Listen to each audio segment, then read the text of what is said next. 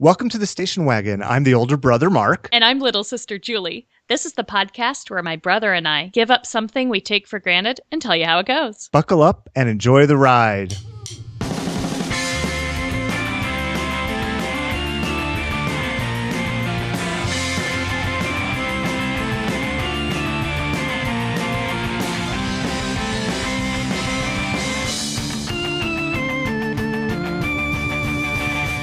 Hey, Julie. Hey. About time you logged into our podcast for recording.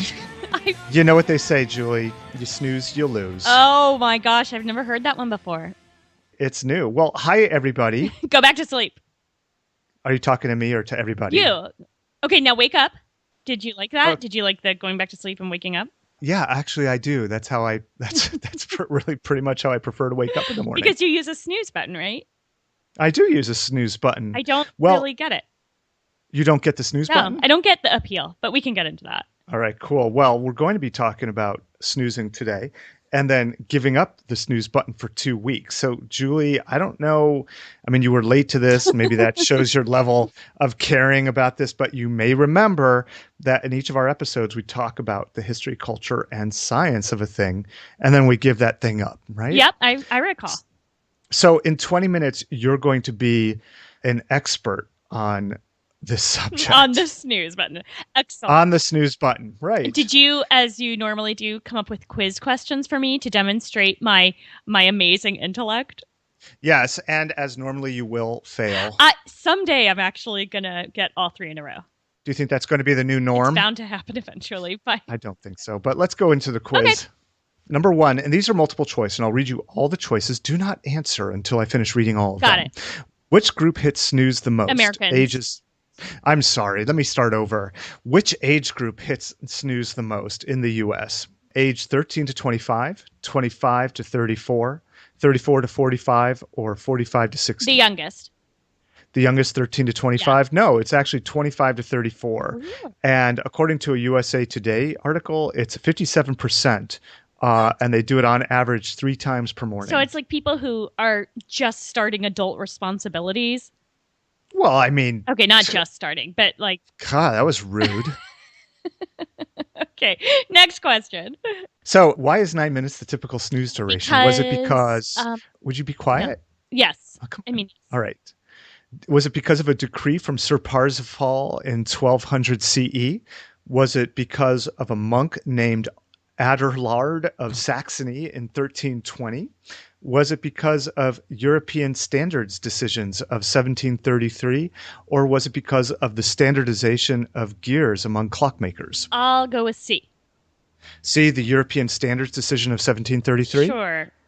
No, it was because gears were standardized. Okay. So if you can imagine clocks around that were, hundreds of years ago when they started being produced more frequently, they wanted time to be relatively the same. Okay, that makes sense. Among all clocks. So the space between the gears became standardized, and the designers, when they were thinking about doing snooze, were thinking, well, we could do it for less than 9, more than 9. They were just trying to come up with a number, but 9 came on it because of also probably some spurious research. Oh, interesting. Okay.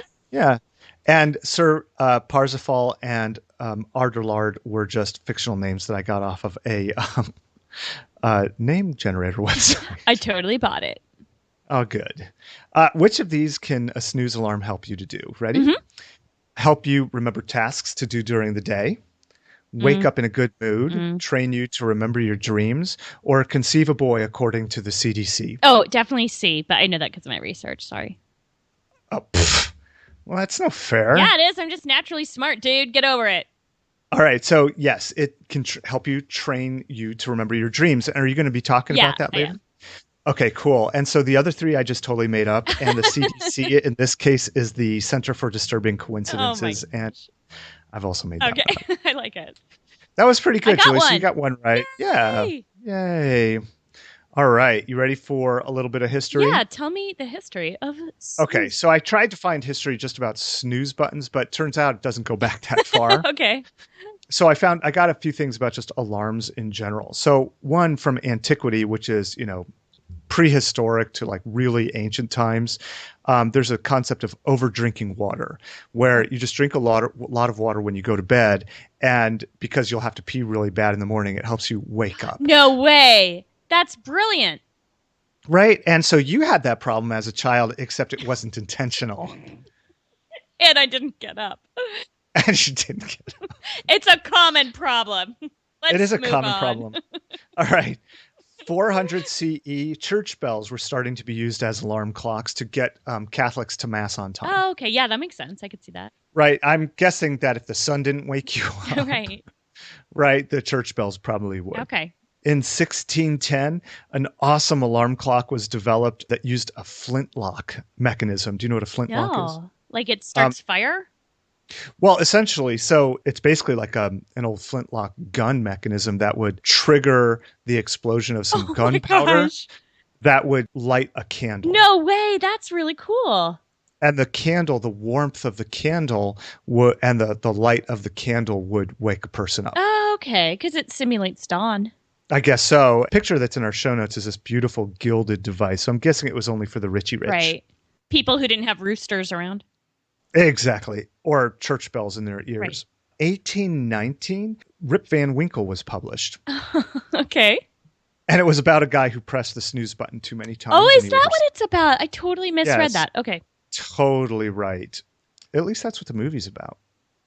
In 1956, the very first electric snooze alarm clock was developed by General Electric, and it was called the Telechron. And it was very simple, just had one big button on the top that let you snooze for 9 minutes. Okay, so that was the first snooze button. First electric. Okay, so there had already been snooze buttons in like gear clocks that you wound up. Yeah, gotcha. That's right. Okay. Right. And then in 1960, the Westclocks company developed a snooze alarm that let you snooze for 5 or 10 minutes. So it got away from that 9 minute. Right, exactly. And then in 2016, Pebbles the puppy was whining in her kennel 5 times a night to go pee. So basically, she was a meat snooze alarm. Okay, that is history. Okay, Thank you very much. I'm gonna get back to your meat snooze alarm. Okay. Okay. Quick question for you, and to the sciencey stuff. How do you feel when you first wake up? Oh, terrible. How long till you feel like a normal human? After I get into the office and eat something and have coffee. How long would you estimate that is? Because with your 2 hours. Okay, so that's actually pretty typical. Really? Yeah, that's called sleep inertia. And it's that grogginess you feel when you first wake up. And it usually lasts about 2 hours. It can last till 4 hours for some people. Oh my gosh. Yeah, it's that's pretty awful. bad. But 2 hours is about normal. What causes that? We don't really know exactly what causes it, but it happens even for people who get a full night's sleep. Although it's probably not quite as bad. Everyone is just kind of at their worst when they first wake up for those first couple of hours. And it's not a constant worst. I mean, it's worse when you first wake up, and then after 2 hours, you've returned to like full functioning. But certainly it's pretty bad.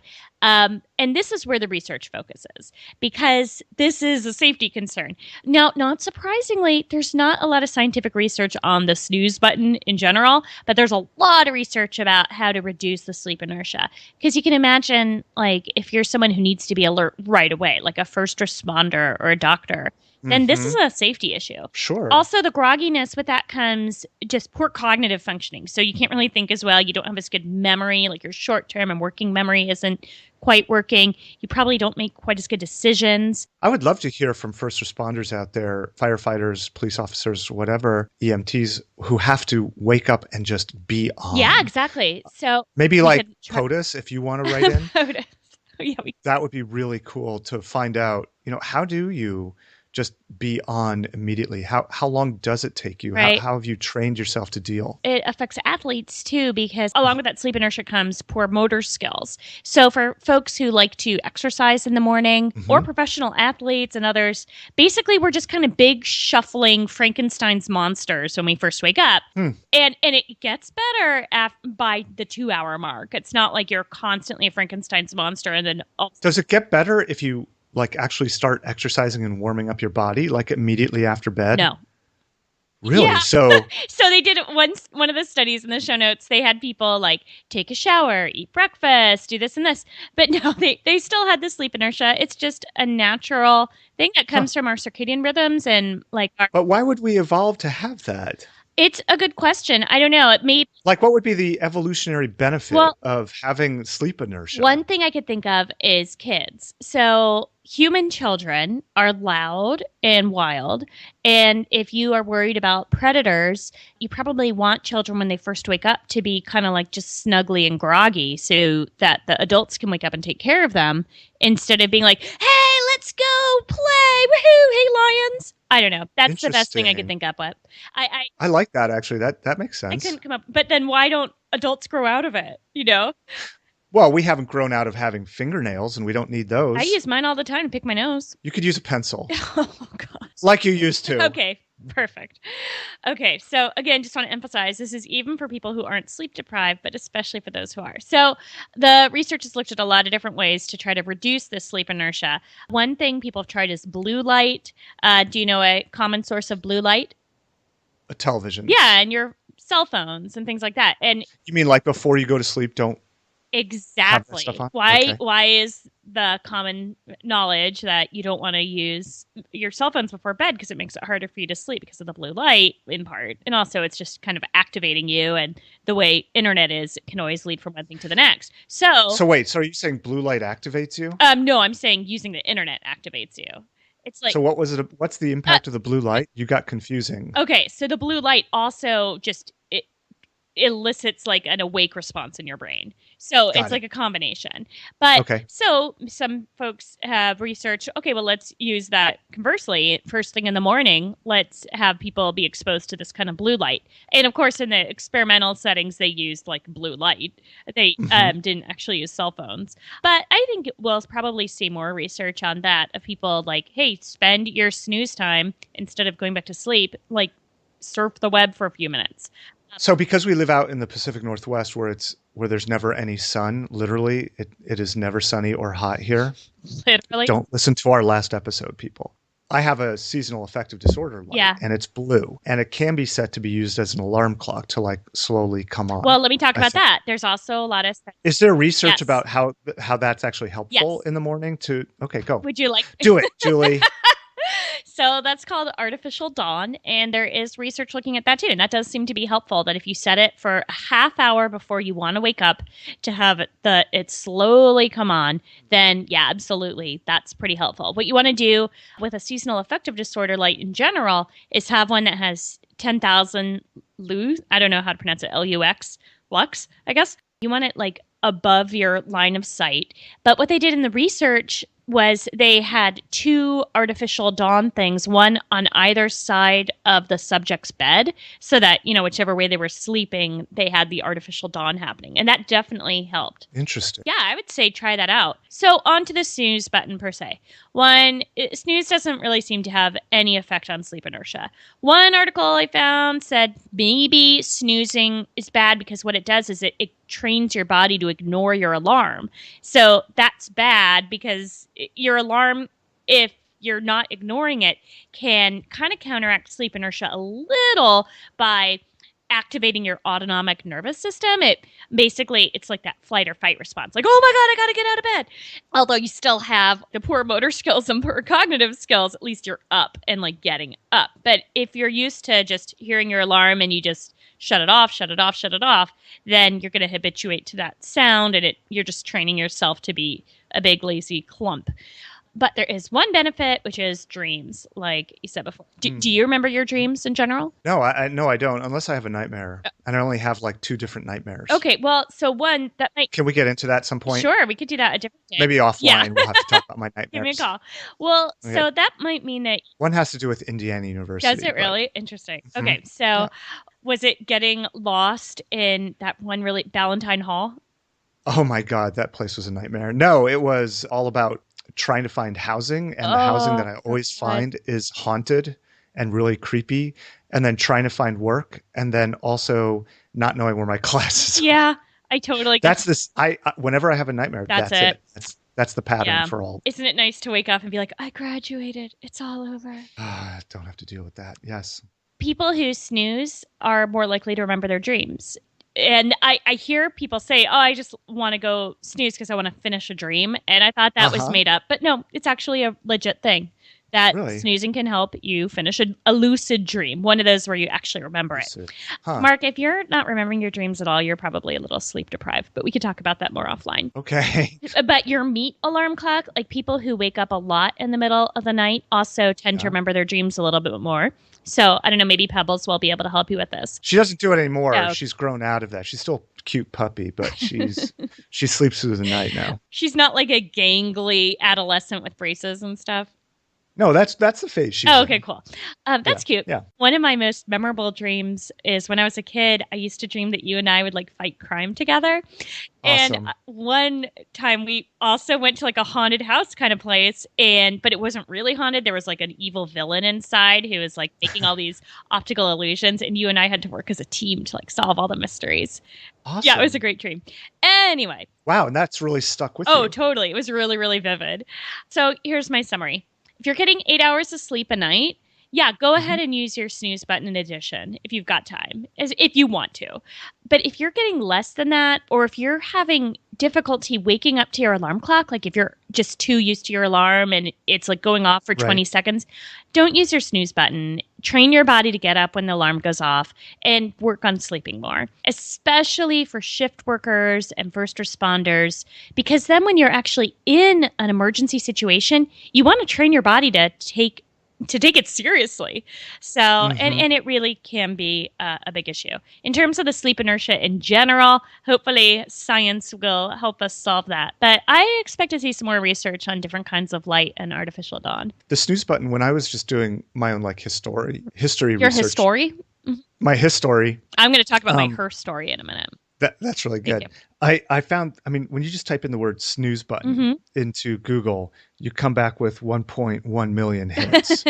And in the first page, you get headlines like, why hitting the snooze button will screw up your entire day. Yeah. Is the snooze button bad for you, from CNN? I think just culturally, and I'll say I fall into this too. We just kind of think of it as laziness. It's very different from like the type A personality, American go-getter, lift yourself up by your bootstraps. You know, who wants to admit, oh, yeah, on a work day, I sleep in a little bit. I know, it's just kind of not with our American ethos. Ethos. You said ethos. I said ethos. I remember one of my first boyfriends in college, he would hit the snooze button for like an hour. It would drive me nuts. It was probably part of the reason why we broke up. I didn't want to sleep in the same room because it's like, why are you doing this to yourself? And he said he just loved the feeling of thinking, do I have to wake up? No, I don't. Screw you, alarm clock. And it's just so stupid. And I just remember thinking, wow, no wonder it's taking you 7 years to get your bachelor's. Ugh. And I don't use the snooze button. And so in preparation for this episode, I've been deliberately trying to snooze so then I could give it up. And I was a little nervous that like for the past month while I've been doing this, that I would start to really love the snooze button and then I'd have to like give it up again. And it would be like this horrible thing. But no, I hate it. I don't like it at all.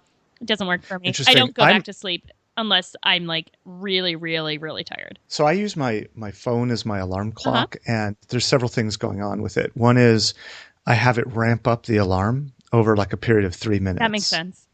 So I wonder if I should just stop doing that and just make it boom at a time. It's just full bore. Well, it depends. I mean, if you want to get up right away and you're going to stop. Oh, yeah. You mean for these 2 weeks? Yeah. Oh, my God. We're talking about our podcast. I thought you meant like in general. Yeah. I think you should. Just make it go just real simple. Yeah. Right? Just here's the alarm. Okay. Unless it's going to be yucky for Kendra. No, she's usually already awake by that point. And then the next thing I do is I have my snoozes set. Well, I'm going to not snooze, of course, but the way it has been set, the alarm lets me limit the number of snooze times that I can do and reduces the amount of time between each snooze. Okay. So I think that's pretty cool stuff, but it'll be interesting because I've put a lot of effort into setting that up.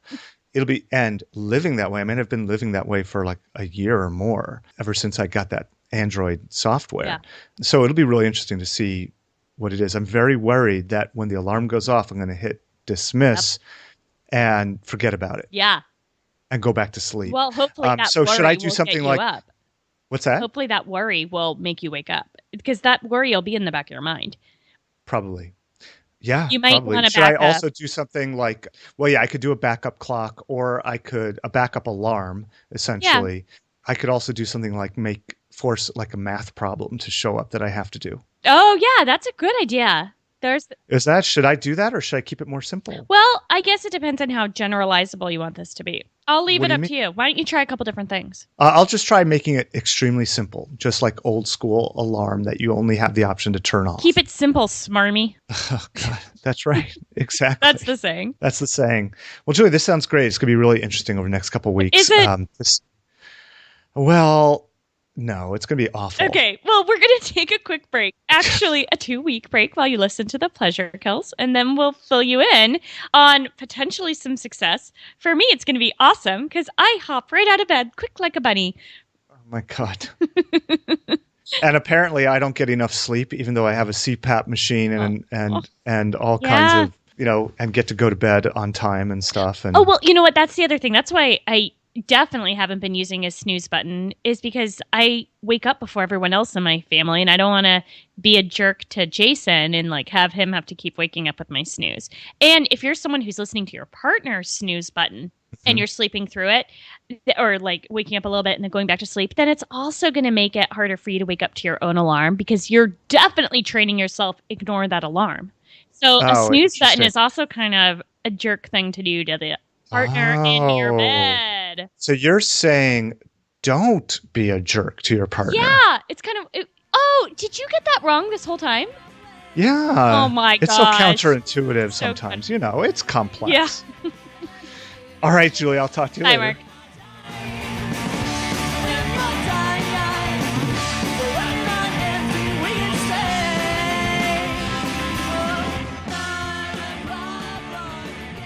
What was it you said, Mom? I said this is a terrific party. No, why did you say about the snooze button? Oh, he's a pest. Anybody who uses a snooze button when somebody else is nearby is not very considerate. Even if he is my own baby boy. Do you want to start, or do you want me? Yeah, you go ahead and start. You're so chipper. Oh, well, thank you. I just had a lot of coffee. It was delicious. Friends of this episode are the Farm Fresh Market and the Washington Center for the Performing Arts. The Farm Fresh Market on Olympia, Washington's west side. No membership to worry about, just fresh, local, organic goods. Learn more on Facebook at Farm Fresh Market. And by the way, Mark, next time you come to Olympia, you totally have to go here. It's so good, and they have vegan marshmallows. That sounds disgusting. They're good. The Washington Center for the Performing Arts, celebrating over 30 years delivering diverse, affordable, high-quality performing arts programs to our community. Join them as they open their 31st season with Emmy, Grammy, Oscar, and Tony Award winner Rita Moreno on Thursday, October 13th. Tickets on sale at washingtoncenter.org or at 360-753-8586. Did I sound pretty chipper there? You did sound chipper. It's because I'm well rested. How have you been sleeping? Fine. Are you starting the episode? Yeah, that was my transition. That was your transition? Yeah, because we always go right from the ads into Oh, God. reporting on our experience. Yeah. Oh, we do? Yeah, Okay. yeah. It might gosh, not you feel live like and that learn. to you because you spend like 2 weeks going off doing your own thing while I'm editing. That's true. Slaving over Audacity. That's true. It was a really interesting experience because at first I had totally forgotten that I was doing this. What do you mean? Like you would forget to not snooze? No, what I mean is I accidentally forgot that we were not snoozing. That's what I just said. You jerk. So you kept snoozing. No, just it happened to work out that I didn't set my phone correctly. And so the snooze wasn't turned on anyway. It just happened to work out that way. Okay. Oh, so hey, I wanted to ask basically- you, how about, I think our listeners would really like to hear what your alarm and my alarm clock sound like. Do you really think mine's like do do do do do? I don't know. It's some little song. What's yours? Here, I'm going to get it to go. Oh Lord. Let's see here. Give me a You sec. sure you know how to set it correctly? I'm going to try. Hold on. What time is it? It's 2:00.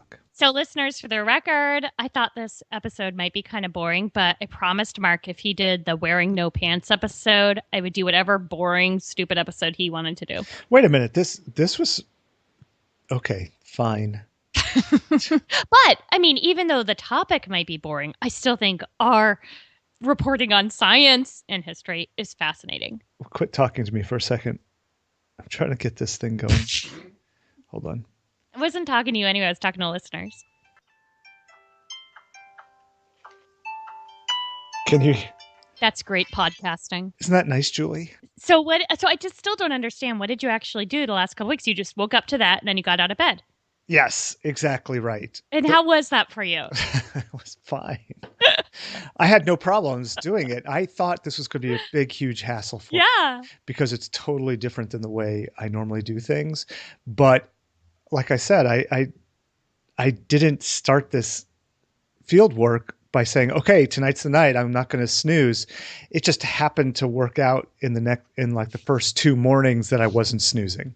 And so then after that, was it at all deliberate? I mean, was there any moment when in those 2 weeks when you were like, I'd kind of like to snooze in now, but I can't? No, it was all deliberate after that. I got it together and got my head around the podcast episode. And then did you miss the snoozing? I mean, were you like, I'd like to go back to bed, but I just can't? No, it was more like I would like to go back to bed, but I have, yeah, I guess so. I mean, yes. To answer the question, yes. I just went from no to yes. I really did think that I have to get up because if I close my eyes at all, I'm going to miss my alarm and that'll be, and I'll miss everything. So yeah, I had to not do it. But then it was pretty funny because I would go downstairs and Kendra would wake up a little bit earlier to prep for the kids getting ready for school. And she kept asking me, what am I doing downstairs at such and such a time? It would be like 20 minutes before I would usually show up downstairs. And I was like, I don't know. I just couldn't sleep anymore. It was my first answer before I figured out that I was actually doing this for the podcast. And so I eventually we came to the conclusion that, when you don't snooze, you actually get out the door faster. Yeah. Oh my gosh. That whole thing about I have to get up now. Otherwise, if I just close my eyes, I'm going to fall right back asleep. That fear is what motivates me to get out of bed every morning. Hop, quick like a bunny. What? I mean, but that feels awful. I really like a gradual wake up. Well, yeah, that's nice and pleasant, but we have jobs and things. But you could set your alarm back a little bit further. Yeah, but then that's less sleep. Sure. Right. Yeah, there is that. Yep. When I just have to get up and force myself to deal with the alarm and not press snooze and not have like my little safety nest of my snuggly bed, then I'm like, oh, what's going on? I have to like snap out of it and, deal with stuff. But when I was trying to snooze, I was like, oh, everything's cool. Just chill, relax, Julie. Go ahead, snooze, be like Marc. Bleh. And so I thought I pressed snooze at one point, but I didn't apparently. Mm-hmm. And I went back to my nice snuggly bed and was late to work. Okay. So thanks a lot, Marc. The federal government missed out. Well, actually, I think I got to work on time anyway, but I didn't shower. Oh, well, that's not any different than it usually is it? My hygiene does leave something to be desired. Yeah, I mean, that's pretty much it. I would highly recommend giving up the snooze button, too. I didn't feel at all. I'm usually the person who needs a lot of sleep. Yep. And I didn't feel like it impacted me negatively not to have that extra snooze time at all. Okay, so I win. All right. You win because... I think snoozing is bad. More sleep is better. And so even if it's 9 minutes or snooze... And not annoying your bed partner. Oh my gosh, totally better. Yes. Wait. Hold on a second. She just walked in the room and she's nodding her head yes at me. Hey, Kindy, come here for a second. Ask her some questions about this. Okay, hold on. Hi, Julie. Hi. How's it going? It's been really great. I unreasonably detest his snooze button. Oh, really? I think it's because I don't get very much sleep myself, and I think I just really have a grudge against him for getting more sleep than me. Wait. I think if I had to be honest about it, I think I think I just really feel like it's so unfair that he can just keep snoozing and sleeping in while I have burdens to tend to. I mean, family, lovely children and pets, And work. and work. So I think You if make I that was sound like I don't do anything honest around with here. myself, it's because when I look at him laying in bed, I just want to punch him in the face. Okay, so it's not just that the sound of the snooze button wakes you up. It's like, oh, that must be nice. Yeah. How It nice for used to be you. that. Like before, when I would have the opportunity, when we had different schedules, and I would go to bed very late, and I had it timed just right. Like if I will get exactly 4 hours of sleep, if I go to bed right now. And then when if he would just get up and go, I could get back to sleep. But when it would be snoozing over and over and over, I just felt like it was so disrespectful Yeah. of my limited sleep.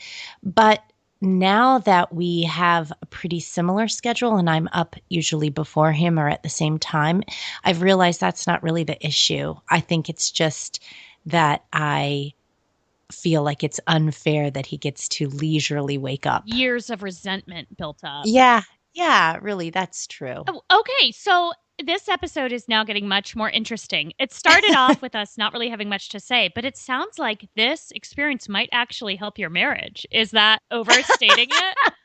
No, I don't think so. I also he's been going to work earlier, Mhm. and he just seems so chipper when he wakes up in the morning. There is a change in him, and the kids have been happy. He has been up early enough to walk out to the bus stop with the kids, Wow. and that's really delighting them. Also, one thing that I've told him that he hasn't had the opportunity to do yet, or I guess he just chose not to, was my advice for all these years was that rather than hitting the snooze alarm over and over and being tired all day, just set your alarm later, get an extra 45 minutes of sleep, and then you'll be more well rested. But he chose instead during this time to just get up at the time his alarm would have originally gone off. And that's surprisingly worked out really well also. I thought he would need more sleep. Yeah. Okay. Well, very interesting. So, in part, it was him just kind of like acting like an adult. Yeah. Very I cool. think he just made his mind up that he was going to get up and be awake, and then he was. Okay. Well, what advice do you want to share anything else that's like completely unrelated to snoozing? You don't have to. You mean like embarrassing tidbits about Yep. Marc? What? Oh, no. I have far too much respect for my husband to air his dirty laundry in public. I would never do that. Awesome. Right, of course. Okay. Bye. Bye. That was my lovely wife, Kendra. Well, you are welcome for this podcast, Making Your Marriage Stronger. Excellent. Good news. Very nice. Very nice. I wonder if our next challenge will also have a positive effect. I'm guessing no. Our next challenge, Julie, we're going to be giving up eating anything peanut related. Or anything that was like processed in a plant that involves peanuts too. I think I covered that by saying peanut related. Okay, fair enough. If you want to listen to this episode over and over and over again, or any of our others, you can go to wagonpod.com. You can also view our show notes and subscribe. You can connect with us on Facebook at the station Or Twitter. or Twitter at WagonPod. Mm-hmm. Give us iTunes reviews so that other listeners can find out about us, and email your suggestions or complaints to us at wagonpodcast@gmail.com. We did get an interesting complaint. Although the last episode regarding Marc's skirt wearing was humorous and informative at times, it was devoid of any news regarding Pebble's bowels or her scampering. Please take corrective action in future episodes. And it's signed Smacky Turtle Pants. Yeah, that's weird. So I completely agree with you, Smacky Turtle Pants. Thank you very much for writing in about that. And yeah, you're right. I haven't talked in this episode enough about Pebbles, and I'll... Because it's unrelated. Yes, but she's so cute. Let me think if there is anything... Oh, well, here's one thing. Bowel related. So this morning I walked my 12-year-old down to the bus, pretty much just like Kendra was talking about. And then she had to go poo-poo down The there, so I daughter? cleaned it up. The dog Oh, did, okay. but it was the dog daughter. See, that's the problem with pronouns. In what way is that a problem with pronouns? You're just not specific enough. We talked about making them more general, but that just doesn't work either. Right. So you're right, Julie, but that's another episode. think- So anyway, so she went poo-poo. I cleaned it up, came back, and I was like, oh, right, great. No more, don't have to squeeze any more poo-poo out of the dog. And so then the dog was playing with my 8-year-old for a while, and then the 8-year-old gets up and starts screaming that the dog poo-pooed on the floor. And so I went over there and looked at it, and thank God it was just like brown fabric from a toy that she was playing with, because Pebbles is very well trained. And if you're interested, you can go and follow her Instagram account. Pebbles the Dog 2016, and it's Pebbles underscore the underscore dog underscore 2016. Oh my gosh. You had more interesting stories about your dog than you did this episode. Oh, come on. And she's got 6 followers. I had to follow her around cleaning up pee-pee last time I saw her. Well, it was just once, wasn't it? Well, I mean, there were like 6 different spots. It was just Mom's house. Oh, okay, you're right. Mom doesn't care. She's cool like that. All right. She's got hardwood floors. Just kidding, Mom. You're the best housekeeper, cleaner. Wait, what's like a nice way to say that doesn't make it sound like my mom's just involved in cleaning?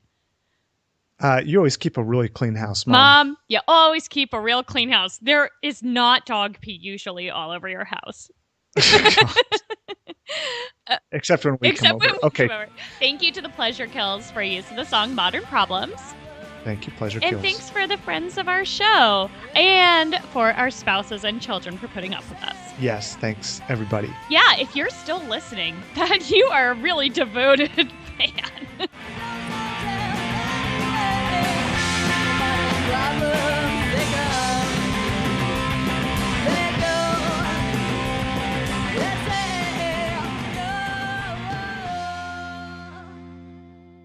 Bye-bye, Bye. fathead. Wait, what? Fathead? That's something that That's Kintra's not family says to them. No, it's not. themselves. What do they say? Yeah. They say, bye-bye, fathead.